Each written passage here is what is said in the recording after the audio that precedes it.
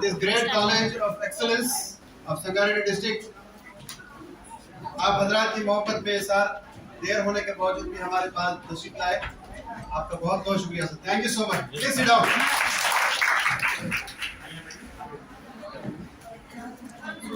आज का ये तौसीक लेक्चर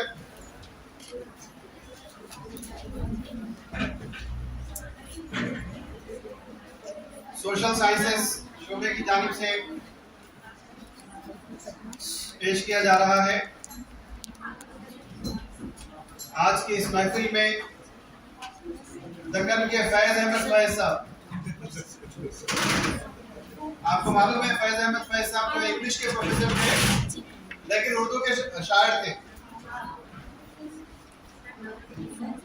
प्रोफेसर सभी सिद्दीकी साहब न सिर्फ उर्दू के इंग्लिश के प्रोफेसर हैं बल्कि उर्दू के मायानाज शायर भी हैं। फिर एक बार तालियों की गूंज में सबको इस्तेमाल कीजिए। 15 मिनट की चूंकि ताक़ीब हो गई है, 1:30 बजे तक प्रोग्राम हमारा चलेगा। मैं आज की इस महफिल में दीगर डिपार्टमेंट से जो आए हुए हैं उनका इस्तेमाल करता हूँ। प्रोफेसर सुरेंद्र निगारी के आह्वान पलगतो स्वागत इस्तेमाल sir. Thank you so much. Doctor Surendra Reddy sir, doctor Vidyasagar sir, welcome you sir. Doctor Narayana Murthy garu और हमारी आप सब की प्यारी डीन जिनकी सरपरस्ती में हम ये प्रोग्राम कर रहे हैं, मोहतरमा बदर सुल्ताना साहब का इस्तेमाल।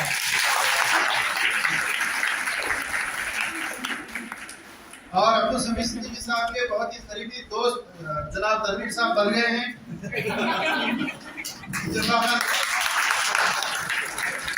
तनवीर साहब का गुजरात निजामाबाद भी है,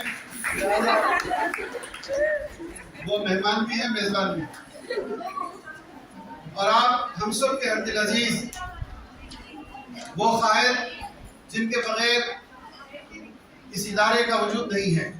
मेरी मुराद डॉक्टर मोहम्मद असलम फारूकी साहब हैं, जिनकी हमरोज जो काविशें हैं आप हजरात की महारतों के फरोग के सिलसिले में मैं आपको सलाम करता हूं सर, आपकी सरपरस्ती को सलाम करता हूं सर। सबसे पहले जी हाँ, ये कॉलेज 1991 में एस्टैब्लिश हुआ है सर। इसको पहली मरतबा बी ग्रेड दिया गया था नैक की जानिब से। Now it was given B+। हम तवक्को कर रहे हैं कि आइंदा हमारा कॉलेज A+ हो जाए सर। इस कॉलेज में काबिल असातिज़ा हैं सर, 27 असातिज़ा हैं हमारे पास, बल्कि नए असातिज़ा को मिलाकर फिगर बढ़ सकता है, जिसमें हमारे काबिल तरीन असातिज़ा पॉलिटिकल साइंस के सुरेंद्र रेड्डी सर हैं, जो डॉक्टरेट है उस्मानिया यूनिवर्सिटी के, जिनके जर्नल्स वगैरह पब्लिश होते रहते हैं। Narayana Murthy sir, one of the resource persons of human resource development of Telangana. And Vidyasagar साहब तो आपको मालूम है, मैंने आपको रास्ते में कहा था कि हम उनको मिस्टर इंसाइक्लोपीडिया कहते हैं। और हमारी और आपकी आपने सबसे पहले जहीराबाद से पहले जिनका तारुफ किया था वो मोहतरमा आयशा बेगम साहबा का था। चूँकि आप पहले से ही को पहचानते हैं, मैं समझता हूँ कि यानी दक्कन में मैडम की शिनाख्त करने की जरूरत नहीं है, कि आपको अपनी सलाहियतों की जानिब से पहचानी जाती है। बहरहाल मैडम का भी इस्तेमाल है। सबसे पहले 21वीं सदी की महारतों के सिलसिले में, जो कि आजकल का बहुत ही ज्यादा बर्निंग इशू है, एम्प्लॉयबिलिटी के सिलसिले में, आउटपुट के सिलसिले में, प्रोडक्टिविटी के मसले में, किसी इलाके, इदारे, हर प्रोफेशन की प्रोडक्टिविटी के सिलसिले में मैं आपका शुक्रिया अदा करता हूं सर। आपने इस सिलसिले में एक्सटेंशन लेक्चर देने की हामी भरी है। ये हमारा जहीराबाद का करीब है सर। ये आज आपका लेक्चर सुनने के बाद में 1 घंटे के बाद अपने आप को इंशाल्लाह एम्पावर महसूस करेगा। सबसे पहले मैं जनाब मोहम्मद तनवीर साहब से गुजारिश करता हूं कि वो 2 मिनट, सिर्फ 2 मिनट महारत की तारीफ बयान फरमाएं।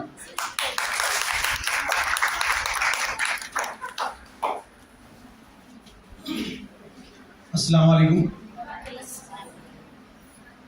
स्टेज पे तशरीफ फरमा हमारे जनाब इज़्ज़त इमाम डॉक्टर असलम फारूक साहब, इदारे प्रिंसिपल, और मेहमान खुसूसी एसोसिएट प्रोफेसर मोहम्मद अब्दुल समी सिद्दीकी साहब, associate professor in Maulana university, English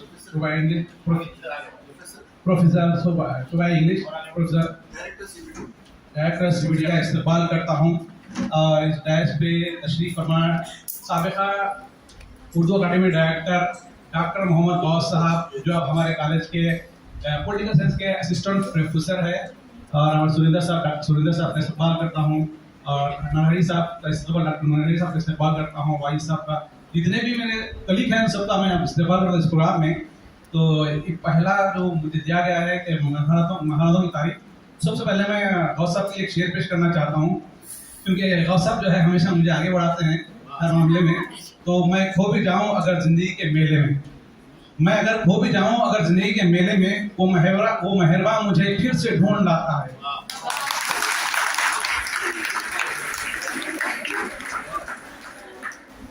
तो आज की जो है महारातों की तारीफ, जाहिर सी बात है आज जो मुस्तफादी दौर है, कॉम्पिटिटिव दौर है, अल्लाह ताला ने हर इंसान में एक खुशियात रखी है, एक महारत रखी है। सबसे पहले इंसान को अपनी महारत को तलाश करना चाहिए, अपनी शख्सियत को तलाश करना चाहिए, तब कहीं जाके वो किसी मामले में, किसी फील्ड में, किसी शोबे में महारत हासिल करता है। क्योंकि आज का जो दौर है मुस्तफादी दौर है, तो खुदा ताला सलाहियत ने हर इंसान में दिया है, और अल्लाह ताला क्योंकि हर एक में की अलग अलग खूबी रखी है, पहले हम उस खूबी को जानना चाहिए। और दूसरी बात, महारतें हासिल करने के लिए महारतों की कई मैं कह सकता हूँ कई शोबे हो सकते हैं, जैसे कि गुफ्तगू है, बॉडी लैंग्वेज है, और तिजारती महारत है, ये इंटरव्यू की महारतें हैं, और टीचिंग स्किल्स है, और इसके अलावा कंप्यूटर। आज के दौर में सबसे ज़्यादा महारतें हासिल करना है तो आपको AI, आर्टिफिशियल इंटेलिजेंस और चैट GPT, ये जो है इंसान को आगे बढ़ने में बड़ी मददगार साबित होती है। क्योंकि सबसे पहले आज आपको अगर दुनिया में नाम रोशन करना है तो महारतों को हासिल करना ज़रूरी है। महारत कई तरह की है आज के दौर में, तो टेक्नोलॉजी का दौर है, कंप्यूटर स्किल्स में और आपके इंग्लिश में, और इसके अलावा आपके जो इंटरव्यू की बॉडी लैंग्वेज होती है, गुफ्तगू की लैंग्वेज होती है, ये सारी महारतें आपको हासिल करनी है। तो बस इतना ही कहते हुए मैं अपनी तकरीर को ख़त्म करता हूँ एक शेर के साथ। जहाँ पहुँच के कदम डगमाए सबके, उसी मकाम से अब अपना रास्ता होगा। अल्लाह हाफ़िज़।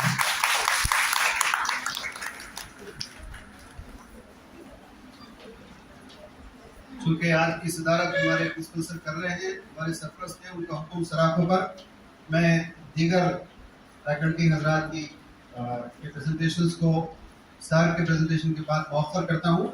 मैं दावत देता हूँ प्रोफेसर अब्दुल समी सिद्दीकी साहब को, जो आपको नजर आएंगे बेइंतहा सादा, सादगी पसंद, ठीक है, लेकिन अब जब आप उनकी सलाहियतों का एतराफ़ उनके लिटरेचर पे करेंगे, उनकी लैंग्वेज पे करेंगे, तो आपको बड़ा फ़ख्र महसूस होगा कि साउथ इंडिया के अंदर एक नेशनल यूनिवर्सिटी में इंग्लिश का ऐसा एक उस्ताद हमारे सामने काम कर रहा है। मैं जहराबाद की सरजमीन पर आपका इस्तेमाल करता हूँ। जाए कि आप इससे पहले भी आ चुके हैं, लेकिन दीगर दूसरे साथी को ट्रेन करने के लिए मैं साहब को आपको दावत देता हूँ कि तालियों की गूंज में साहब को बुलाया जाए।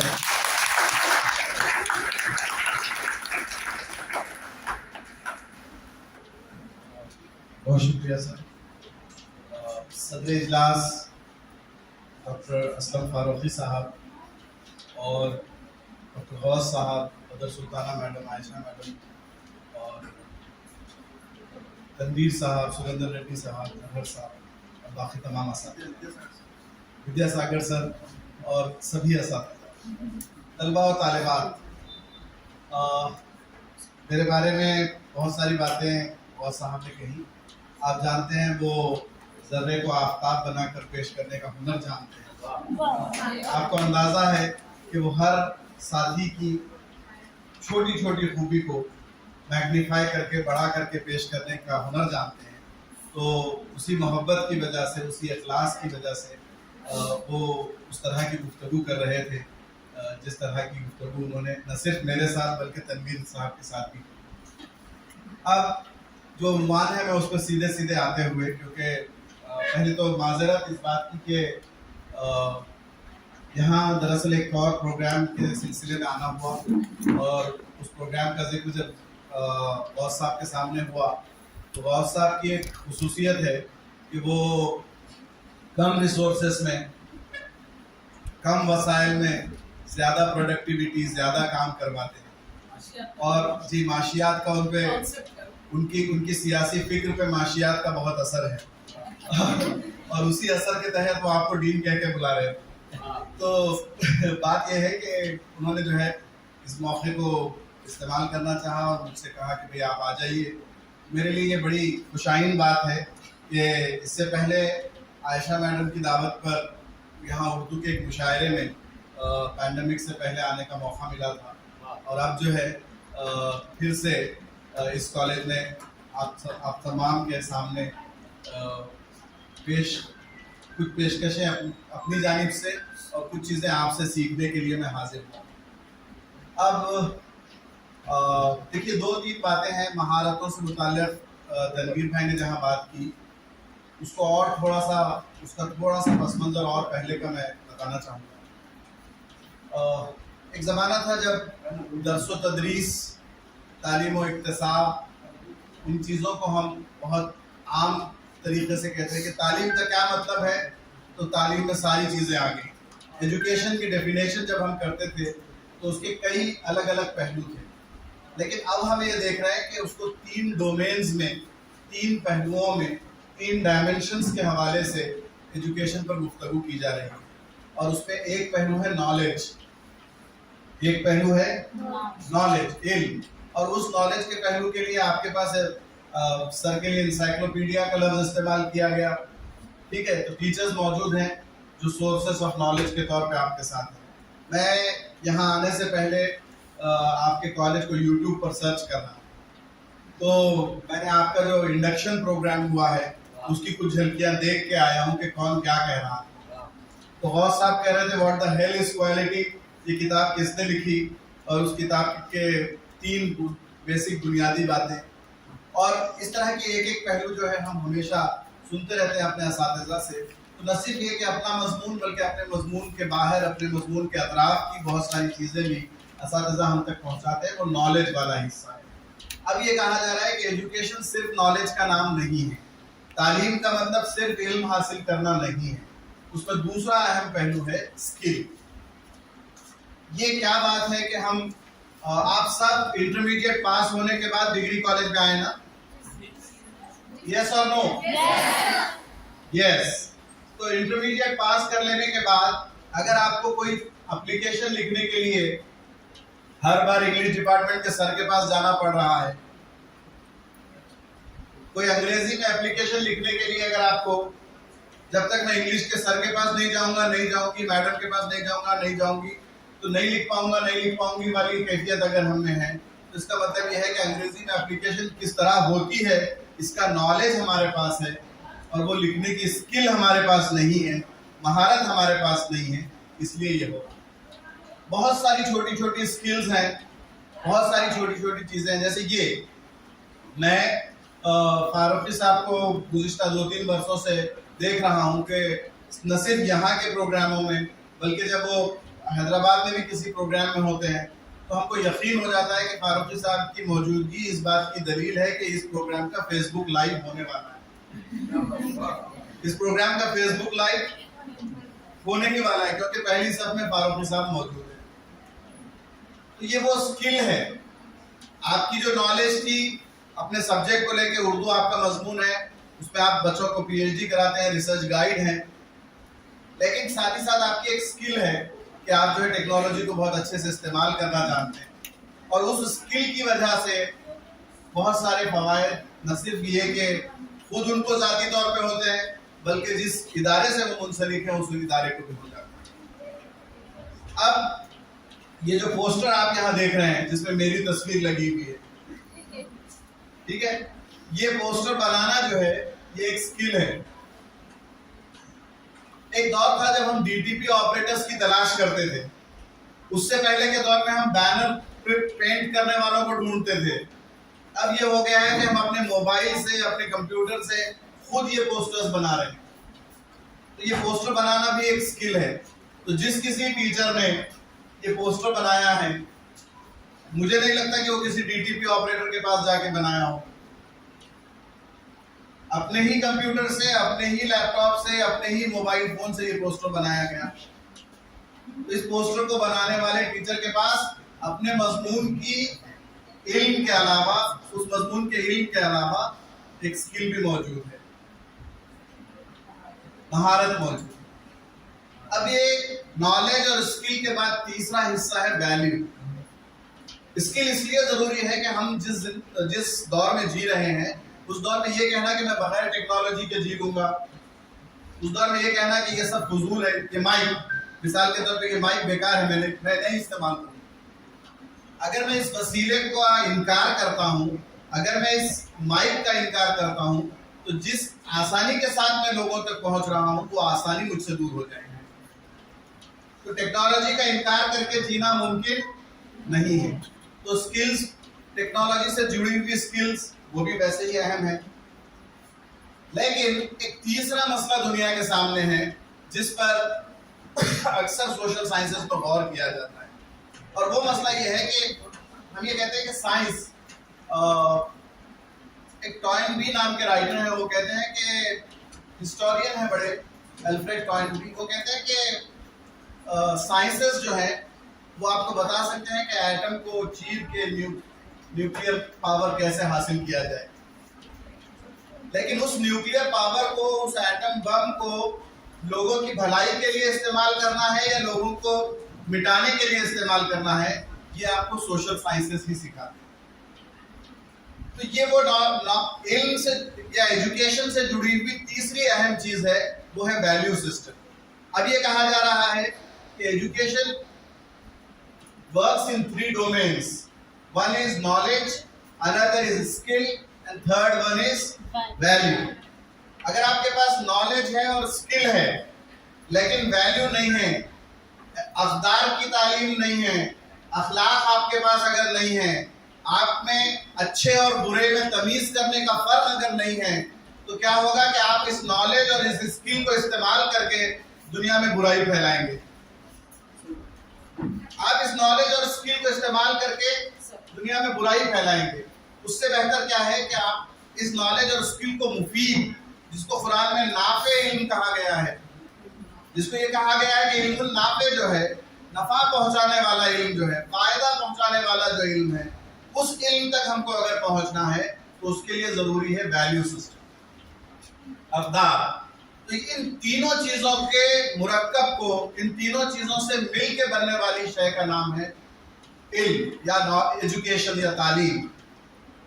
अब आप जिस एजुकेशन इंस्टीट्यूट में आप हैं, वो हायर एजुकेशन इंस्टीट्यूट्स में शुमार किया जाता है। आपको मालूम है कि हिंदुस्तान में इस वक्त जो पॉपुलेशन है, हिंदुस्तान में इस वक्त जितने लोग मौजूद हैं, उनमें से सिर्फ 2% लोग यहाँ तक पहुँचते हैं।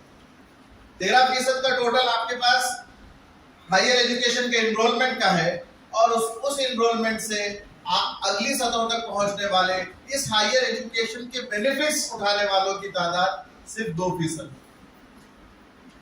तो सबसे पहले आपको शुक्रगुजार होना चाहिए वालिदैन का, असातिज़ा का, और इस तरह के जो लोग आपको यहाँ तक पहुँचाने में माविन और मददगार साबित हुए हैं उनका, क्योंकि आप उन कम लोगों में से हैं जो इस सतह तक भी पहुँच पाए हैं।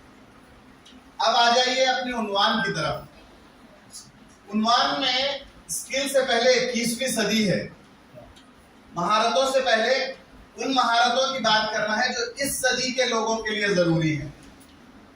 बहुत आसान है, आप सबके पास एक एक फोन है, और मैं देख रहा हूं कि किसका फोन किसके पास है। मैं ये भी देख रहा हूं कि फोन सेट करने के बाद बतदरीज एक एक हाथ से दूसरे हाथ पहुंच रहा है, ताकि अलग अलग एंगल से फोटो लिए जा सके, वीडियो रिकॉर्ड हो सके।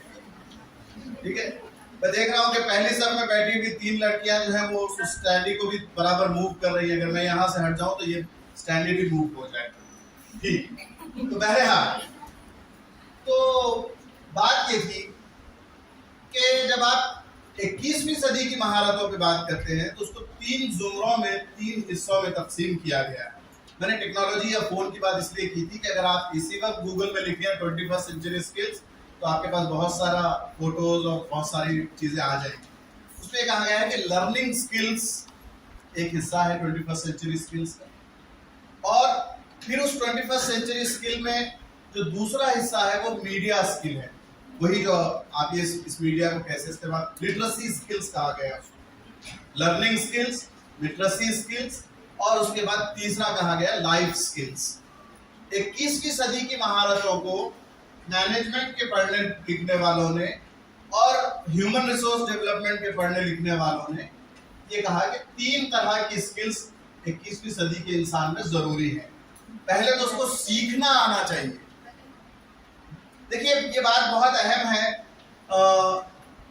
अगर आप लोग मेरी बात गौर से नहीं सुन रहे हैं तो मैं फौरन उस जबान में गुफ्तगू करने लगूंगा जिस जबान में आप घरों में बात करते हैं। अफक गफर अफाक में फिर इतनी बफात नफे शुक्र नफे तो वो मफा अफे सफा भी शुक्र को कफर सफक तबो सबम जेबे के बाद मफाई जो वो रबो वो अफे है मफे। ठीक है,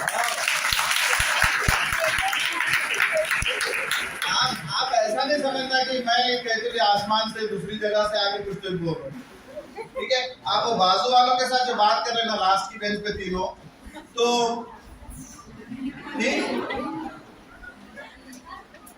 थोड़ी देर के लिए कनेक्ट हो जाइए फिर मैं अपनी बात खत्म करूं। तो मैं कह रहा था 3 चीजें बहुत जरूरी है, लर्निंग स्किल्स, लिटरेसी स्किल्स और लाइफ स्किल्स। ठीक है, अब ये लर्निंग स्किल्स में अब देखिए दौर ऐसा है कि बहुत ज्यादा इंफॉर्मेशन जो है दुनिया में मौजूद है। ठीक है, इंफॉर्मेशन दुनिया में बहुत सारी मौजूद है। तो लर्निंग स्किल्स में सबसे पहली चीज कही जा रही है कि क्रिटिकल थिंकिंग आनी चाहिए। ये वो दौर नहीं है जब मिसाल के तौर पर हम लोग अंग्रेजी में आपको सर हमेशा बोलते होंगे कि फुला लेटर साइलेंट है ना। ऑनर लिखते वक्त एच से लिखते हैं, आ से पढ़ते हैं। ऑनेस्ट लिखते वक्त एच से लिखते हैं, है ना, वॉवेल साउंड से पढ़ते हैं। हॉनर नहीं पढ़ते हैं, हॉनेस्ट नहीं बोलते हैं। और हम वजह क्या है पूछे तो क्या बोलते हैं, एच साइलेंट है। मैं आपको एक उर्दू की मिसाल देता हूँ। उर्दू में आप मिसाल दे सकते हैं कोई ऐसी जिसमें कोई लफ्ज कोई साइलेंट है, कोई लेटर।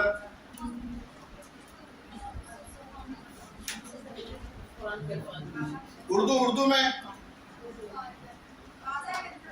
ख्वाजा में वाव साइलेंट है, ख्वाब में वाव साइलेंट है। अच्छा, बिल्कुल में अलीफ साइलेंट है सर। शायरी में तो अलीफ नहीं गिरा सकते मगर यहाँ बिल्कुल में अलीफ साइलेंट है। तो आप ऐसा मत समझिए कि सिर्फ इंग्लिश में ही साइलेंट लेटर्स हैं, है ना।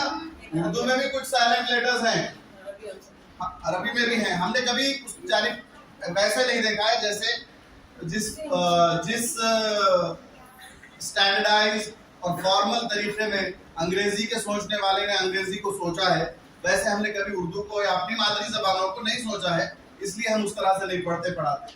अच्छा चलिए वापस आइए। ये मैं अपनी उर्दू दानी इसलिए बता रहा था या वो फे वाली भाषा इसलिए बोल रहा था कि आपको कनेक्ट कर सकूं, आपको लगे कि आपके अतराफ का ही घर का आदमी ही बात कर रहा है, ऐसा आपको लगे। अच्छा, दूसरी चीज ये थी कि नॉलेज बहुत सारा अवेलेबल है। गूगल पे अगर आप कोई भी चीज ढूंढते हैं तो हर चीज के लिए सैकड़ों लाखों जवाब आ जाते हैं, लेकिन इनमें से कौन सा जवाब सही है ना। देखिए मिसाल के तौर पर इस्लामी मालूमात के लिए अगर हम गूगल का इस्तेमाल कर रहे हैं, इंटरनेट का इस्तेमाल कर रहे हैं, तो कई बार ऐसा होता है कि हम मिसलीडिंग इंफॉर्मेशन की तरफ पहुंच जाते हैं। हम जब इस्लामी मालूमात के बारे में बिल्कुल हिम्मत के साथ कहते हैं कि यस ऐसा होता है, तो यही हम अपने सब्जेक्ट्स में क्यों नहीं कहते।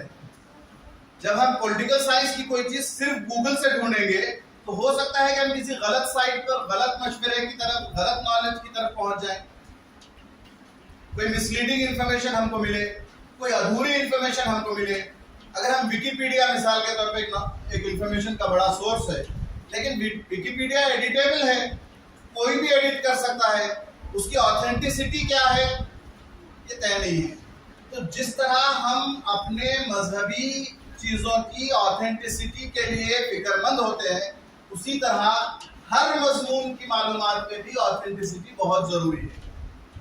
और इस ऑथेंटिसिटी तक पहुंचने के लिए लर्निंग स्किल में पहली स्किल कही गई है क्रिटिकल थिंकिंग। आपको सोचने आना चाहिए। जो मवाद, जो नॉलेज, जो इंफॉर्मेशन आपके सामने है, आप उस पर गौर करें। इसमें क्या कहा जा रहा है, इसमें क्यों कहा जा रहा है, इसमें कैसे कहा जा रहा है, इसके कहने वाले का माफियूज ज़मीर क्या है, बिटवीन द लाइंस क्या बात कही जा रही है, इसके पीछे कौन सा पॉलिटिकल पर्सपेक्टिव कार फरमा है कि ये बात कही जा रही है। और आज की दुनिया, खासतौर पे 21वीं सदी की दुनिया जो है, उस दुनिया में नथिंग इज अपॉलिटिकल। कोई चीज ऐसी नहीं है जिसमें कोई ना कोई सियासी अमल कार फरमा ना हो। आप जो काम कर रहे हैं, मैं यहां खड़े होकर कुछ बोल रहा हूं, इसमें एक सियासी एजेंडा है। क्या है ये ढूंढना आपका काम है। आप जो यहाँ पढ़ रहे हैं, आपको जिस तरह से यहाँ पढ़ाया जा रहा है, इसमें एक सियासी एजेंडा है।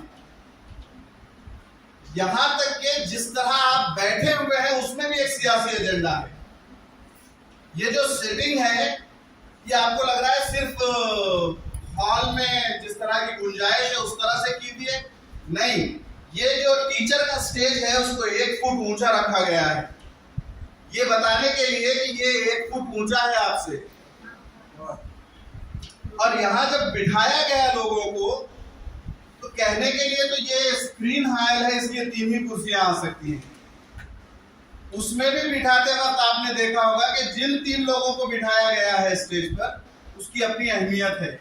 एक आपका मेहमान है, एक आपके प्रिंसिपल है, और एक सदर शोबे समाजी उलूम है। तो एक पावर स्ट्रक्चर है हर चीज में, और इस पावर स्ट्रक्चर को हमको as a 21st century individual समझना होगा। तो अगर ये ऐसा है, तो आप अपनी कोर्स में, अपनी दरसी किताबों में जो पढ़ रहे हैं, या आप न्यूज में जो पढ़ रहे हैं, अखबार में जो पढ़ रहे हैं, आप किस ज़हीराबाद के आज के इस प्रोग्राम की कल जो है उर्दू, तेलुगु और इंग्लिश में न्यूज आएगी इंशाअल्लाह। और उस न्यूज को आप पढ़िए। तीनों अखबारों में सेम प्रोग्राम की इत्तला जिस तरीके से शाये होगी, वो तरीका आपको बताएगा कि इन तीनों अखबारों का पॉलिटिकल साइड क्या है। इसी न्यूज को, and that is the critical skill that every individual of the 21st century should have। क्योंकि आपको वो अखबार पढ़ते हुए समझ में आना चाहिए कि मेरे कॉलेज के प्रोग्राम की इत्तला ये अखबार किस तरह दे रहा है, मतलब वो मेरे कॉलेज के बारे में क्या सोच रखता है। ठीक, और ये जानना बहुत जरूरी है। अगर यहाँ इस कंप्यूटर से इंटरनेट है जुड़ा हुआ? आयशा मैम, आप आ जाइए।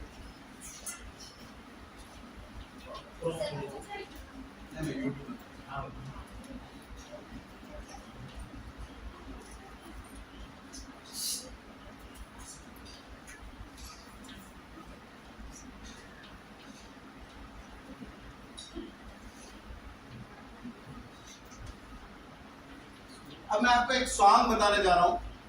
5 मिनट का अच्छा गाना है, लेकिन उस गाने के बाद हमको जो है उसका क्रिटिकल एनालिसिस करना है। हमको उस गाने पे सोचना है कि इस गाने में क्या कहा गया, क्यों कहा गया, कैसे कहा गया। जी,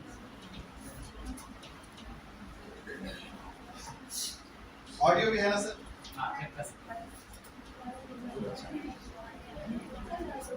नहीं ये गाना कौन कौन पहले से देखे हुए हाथ उठाइए। ऐसा जल्दी